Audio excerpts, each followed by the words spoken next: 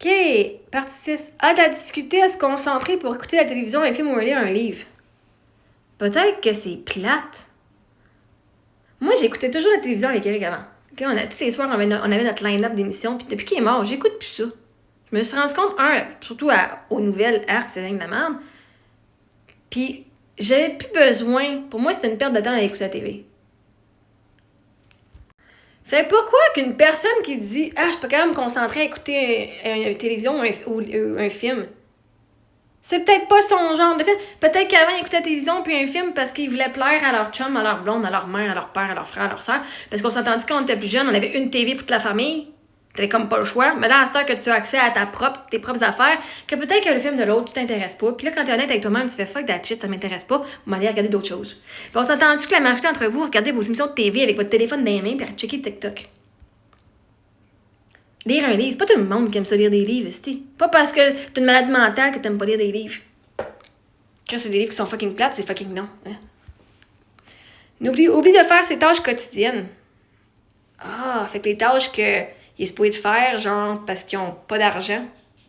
Oh non, t'as pas vu des poubelles. Mais c'est correct d'oublier.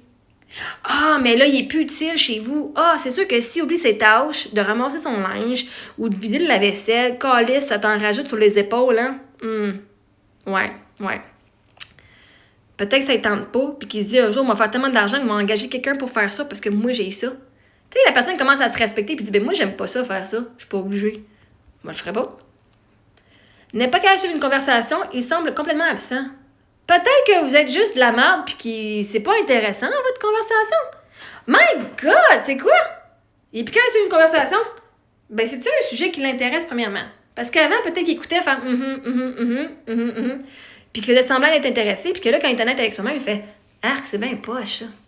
C'est tellement, genre, superficiel. Qu'il veut même plus écouter. Avez-vous pensé à ça aussi?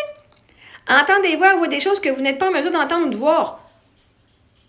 En fait, moi, je vois mon chien par terre, tu le vois pas? Oh my God, je suis malade mentale. Regarde, il est là, mon chien. Parce que tu le vois pas, veut pas dire que je le vois pas. Il y a du monde qui voit des fantômes. Est-ce qu'il faut les interner à Pinel parce que toi, tu vois pas des fantômes?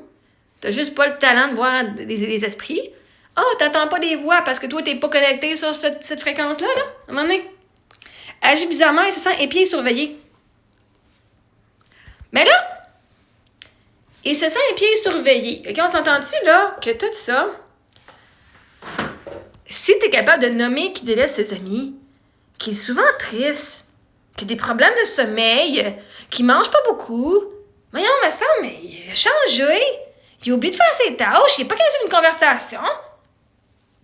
Est-ce que tu n'es pas littéralement en train de l'épier, de le surveiller pour prendre en note toutes les affaires différentes? Est-ce que la personne n'a pas raison qu'elle est épiée et surveillée? Parce qu'à ce que je sache, tu viens d'écrire une liste de tout ce qu'elle a fait de différent que tu es inquiet.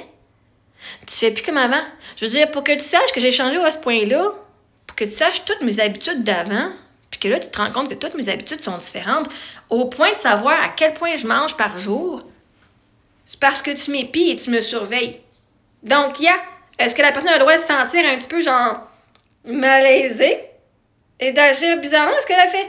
Ben là, tu regardes tout ce que je fais vraiment. C'est pas un sentiment d'être épié et surveillé, c'est les faits. Tu l'épies et tu le surveilles. Tous les moindres gestes qu'elle fait, c'est pas juste un sentiment, tu le fais littéralement. Puis en plus, tu l'écris, puis tu vas donner ça au docteur.